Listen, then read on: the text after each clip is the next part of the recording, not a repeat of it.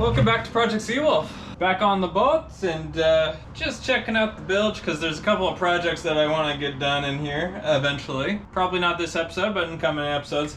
I'd like to clean up this where the old motor mount used to be, and I might not take off the entire thing because I kind of want to reuse potentially the pads that were made if they're in good shape, but it looks like they're not really, so I should probably just take off the whole bit and grind it smooth. Yeah, there's a couple of spots in the fiberglass in here that I'd like to address as well, some delamination. Let me show you guys. So here's where the old motor mount used to be. Like I said, probably not in great shape. And then there's also spots like this that show some delamination and some crud got in there. So yeah, I'd really like to clean this up and make it cherry, as they say. Some work that I need to do on there on the box that supports the prop shaft. Man, these are the nicest parts of the bilge right now. It's because we just replaced these in one of the past episodes. But today I think I'd like to continue working on the floor of the head and the anchor locker floor as well. So this week I'm moving down to California to just south of Sacramento,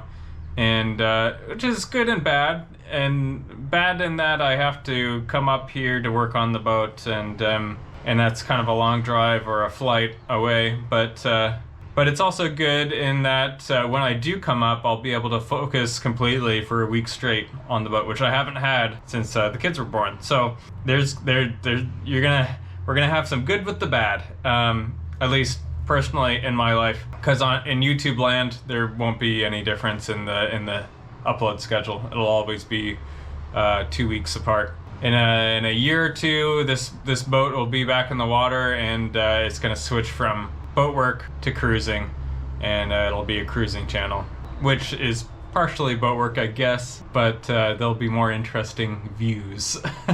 So let's take a look at what the work looks like from last time. So last time we filled this part of the head right here with thickened epoxy, and that has set up perfectly nice right here. There used to be a big void that went down into the shower pan here. I filled that in, and gonna grind this smooth and clip any loose ends in here, and then also I'm gonna work on this joint a little bit here so that the floor can go back in. That's all done there. Yeah, so this whole floor is done, I guess. I could smooth this access out a little bit, maybe even put some filler underneath here or tab it to the wall there so that nothing in there gets stuck. But it'll be important to keep that open so that I can install the new head through-bolted through this pedestal. So I've got plans for that. I guess there isn't much work that I can do in here right now, at least not fiberglass wise. Perhaps we'll focus more on the anchor locker. Alright, last time we kind of did some fiberglass work in here. It's a bit hard to see under in there, but in here you can see the floor of the anchor locker, and it's looking pretty good.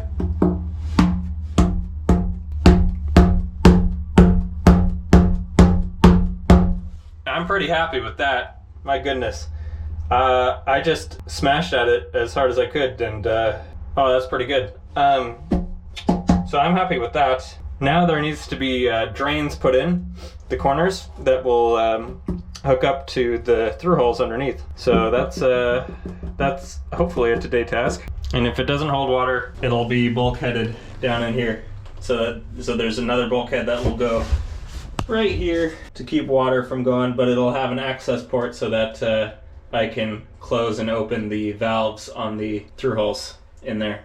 So I've got a little bit of plumbing to do to get all the drains done.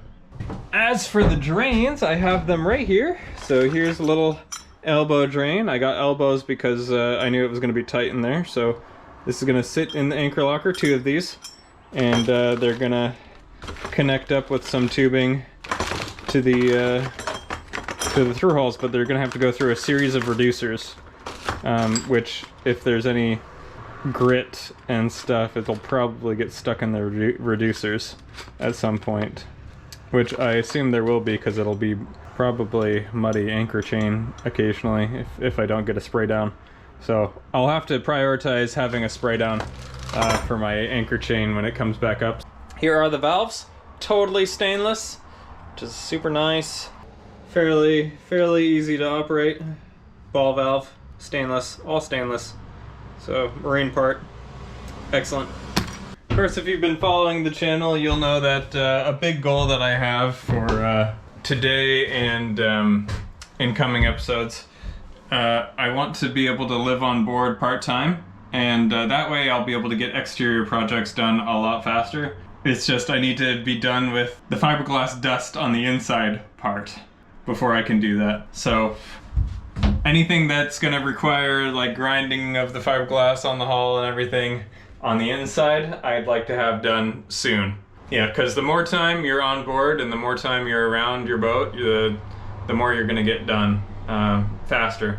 That is the big lofty goal for the next few episodes. All right, so I was setting this up, and for some context, my new cockpit drains are 1.5 inch diameter. Turns out these are 1.25 inch. So this hose that I meant to attach this to this reducer is too big for this drain. However, this reducer fits very snugly over the end. So I'm wondering if I can just put some sealant in there, connect these two permanently, and or at least semi-permanently, and reduce the number of reducer connections, which would be awesome. So actually, I think this is gonna work out, even though I cut the wrong part for the job. Because then it goes into this slightly larger tube, which attaches to this reducer, which I can't get away with the same thing as that. I wonder, will this fit in there? Not securely enough. So we'll do this, and then it'll go to a tube and reducer system here, and then the small tube will go through the valve here, and then out the through hole. So something like that, distance-wise. Okay, great. So I think what I'm gonna do is I'm just gonna fill this up with sealant, put some sealant around here, and then attach these two, because that's pretty snug fit actually. Nice.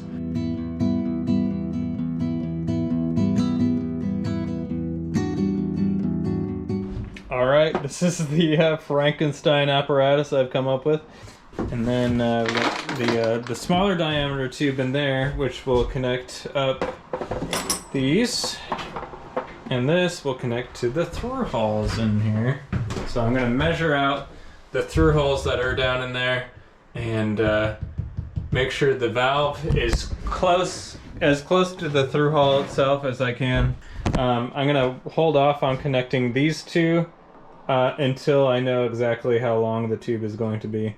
But the large diameter tube is done, and actually this might be kind of handy the way that I have it set up here, because this is gonna have to hook into a hole in the anchor locker, and then this will have to fit over it. So that actually saves me a lot of effort when I'm down in there trying to hook it all up together.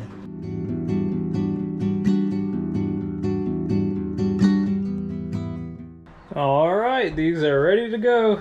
So I'm just gonna attach these up to the through holes. You know what, actually, just in case I nick something with the cutter, I'm gonna cut open the holes for the actual drains first.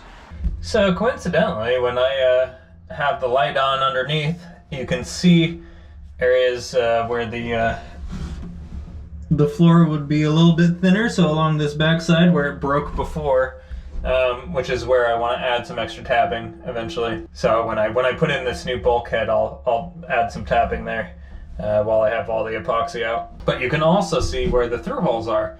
So there's the shadow of the through hole there, and there's a shadow of a through hole there. So perhaps for the drains, I'll put them here and here-ish. What I originally wanted to do was put them in the corners here, but that's not enough space. So I think what I'm gonna have to do is put them in this area on each side. All right, we've done a little mock-up. So this side attaches to the through hull, and here's the drain, and here's the drain location. And yeah, that looks like that'll be enough space to give the apparatus space to reduce down, and then also the valve. And then I won't need a too terribly long tube to connect it all. Perfect. Wow, just perfect sized. Doesn't always work out that way. So I think we're gonna draw circles around where these drains are, and then start cutting into my fresh fiberglass.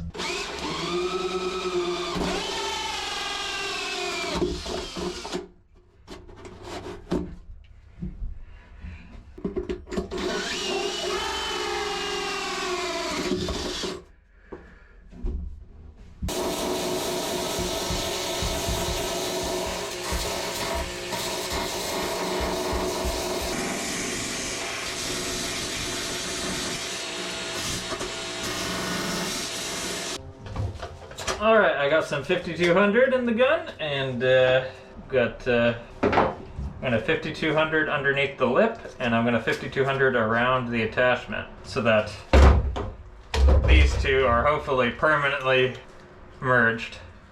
And actually, they fit quite well together, so hopefully that creates a nice waterproof seal. And if not, you know, water goes down, so, and the whole area is gonna be watertight, so I'm not exactly super concerned about this particular joint. And there's gonna be 2 drains, so if one fails, then there's gonna be another one to pick up the slack. Alright. This is not the best drain design. I strongly suggest you come up with your own plan, but this is what I'm happy with. Plus it was relatively cheap and easy to do. Alright, and then let's do the lip. Alright, so on top of that, there's going to be screws that hold it down as well. And if I don't see any 5200 squish up through the screw holes, I'm going to be concerned. Because I'm not going to screw through and make more leaks with the screws.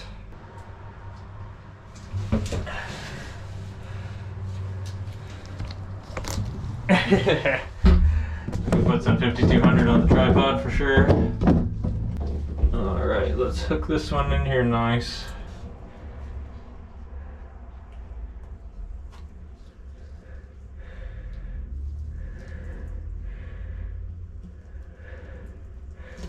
Okay. Alright, I see 5200 squeezing out the top, which is a good sign to me. Yep, and all around the sides. Excellent. Once I put the screws in, I'll clean it up with rubbing alcohol.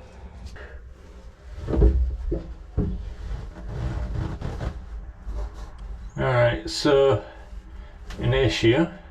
These need to be not facing each other, so I need to repress it down and go around the bead again. As I attach these, I should have started with the back one, but whatever. I'm just gonna spin them around. Slowly seat them in so that there's a nice twisting bead all the way down. There we go. Tightening these hose clamps and everything is gonna be a pain.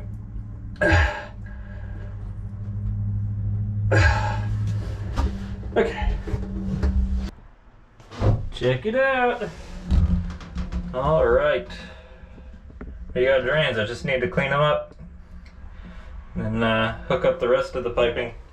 All right, I got all the pieces up here and that are remaining, and the drains themselves are all cleaned up, nice and shiny.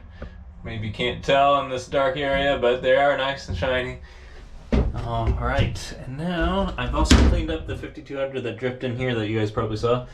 But now we got to figure out how we're gonna hook it all up, and it's gonna take some squeezing. I think it's gonna be really hard to film this part. But perhaps I'll just hook them up and show you guys.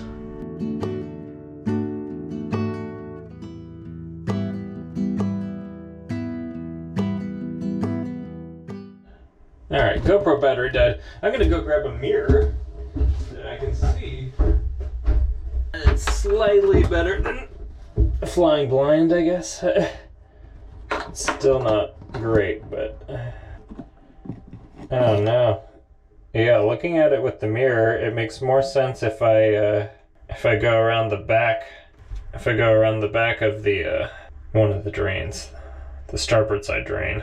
Yeah, an elbow would be good if I had one.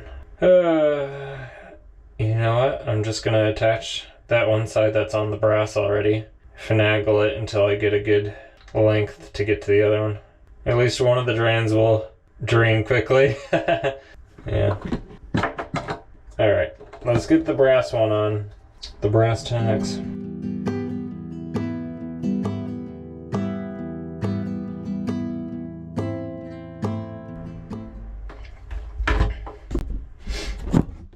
Alright, well, it's not ideal or perfectly efficient, but it'll work, I think.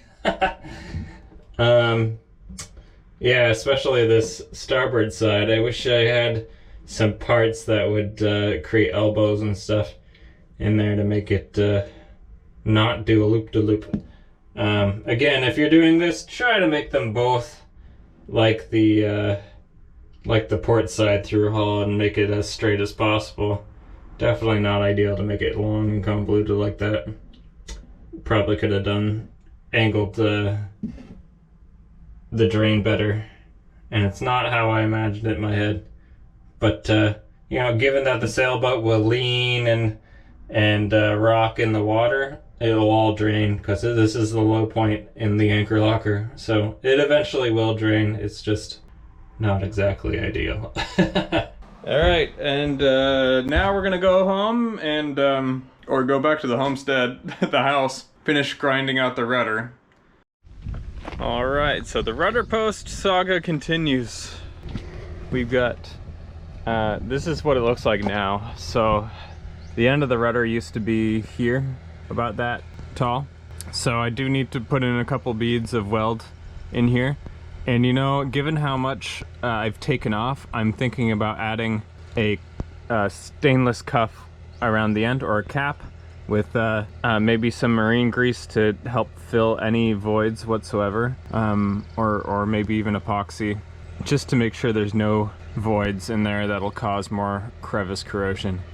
But yeah, you can see that there's still a pocket there, and there's still a pocket there, and so this pocket actually went to the end of the post, so that's like it's like a good inch of crevice corrosion from this one pocket here. Everything else has been ground out, so almost done.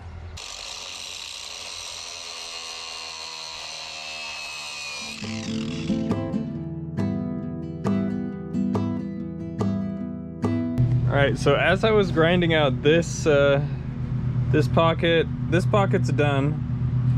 But I noticed up here around this ledge here that there's a like a centimeter long piece of crevice corrosion that I uncovered from the side, so you get a cross-section view of what the crevice corrosion looks like, and it's kind of a teardrop shape with some flakes in the middle. So that's going to be a little bit difficult to grind out accurately, but yeah, I guess I'll come at it from this angle and try and grind it out that way.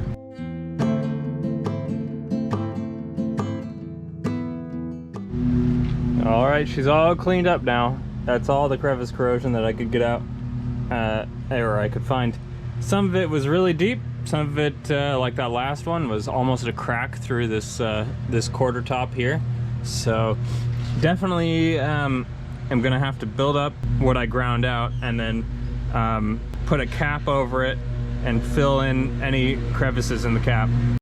As for the bowsprit, I've got some additional supplies. So this flex epoxy is what I'm going to use to bind it together. The carpenter is, I'm still working out a good day with the carpenter to use his shop and all of his clamps to make sure this thing is totally solid. So that, but that's coming up in the next couple episodes. In real time, this episode is going to come out around the same time that I'm back for the first time from California, my first like focused trip. So hopefully there's going to be a time in that week that I'm going to be able to use the carpenter's workshop and get it all done. Welcome to my beautiful backyard in sunny California. Thank you for watching this episode. I'm definitely gonna go and rework that loop-de-loop pipe in the in the anchor locker. It is shameful to see, having just edited it, the video, and I would really like to fix that. So whether it's putting in an elbow or whatever, I just want to make it not look so terrible. The reason why I didn't go with an elbow at the time was because I was worried about sediment getting stuck on the edge in the elbow, because that would create like an area where the water would have to raise up, but it has to do that anyway for the valve and the through hole, so whatever. I'll shorten the pipe and make it less atrocious. Yeah, come take a look. So my wife is working as a doctor, as a neurologist now, and in Stockton. And I've got a lot of news to share with you in the next episode. I've got all the flights booked to come back up to the boat and work on it for weeks at a time. So progress will be made on the boat in coming episodes. But in the next episode, I'm going to be talking about why I was in the news so much recently, and some things that I've got started. And actually I got in touch with a collector who had some more information about my boat. But for right this second, let me show you. We got the play area outside for the kids. Usually there's like a water park here, and I live under these palm trees, and there's lemons growing in that tree that drop into our backyard. So we've got like 8 lemons in the backyard, which is awesome. I've never lived where fruit grows. I've got some family visiting. They've got the fresh baby. Let me show you. Still unpacking the house. It's a mess. I built this kitchen island so that we had some more space because we didn't have enough storage. Some leftovers. Bubba just woke up from a nap, and he's still a little upset, but yeah, the main play area. Sissy is still asleep. My wife and I have a lot of china. And look at the fresh baby. Wow, that's my brother. I'm sure they'll come out and visit me in the tropics sometime. Got the music section. I'm excited to do more paintings in the painting studio. And again, we're still unpacking, so it's a mess. But editing, GIS, everything here. Fabrication, 3D printing. Yeah, it should be a nice space. Hi. Can you say hi, Bubba? Hi. Can you say hi, Bubba? Hi. Say hi. Hi. Uh-oh. Yeah. Uh-oh. He's got Moss Landing Boatworks shirt. Pretty cool. One sec, Bubba. Thanks for watching. Thank you to my patrons. You guys have made a huge difference in my life over the past few months, and it really is my only source of income right now. So it makes working on the boat and pitching the idea to my wife a lot more feasible. If you'd like to check out the Patreon, it's in the description, the link is. And thanks for watching, and I'm super looking forward to getting a lot more done on the boat with more focused sessions. I promise the quality of work will go up, and we're gonna be launching this boat soon. Hopefully this is the only summer that I'm going to have to spend in California. In the future, I plan on spending winters here and summers doing the cruising up north and testing the boat, and doing boat work over the winter in the yard or at the marina. So, but in the summers, I'll head up with the kids, and hopefully I can find some care for them. If not, they'll be on the boat with me, doing the preliminary cruises around the Sound and in British Columbia. So again, thanks for watching, and I'll see you next time.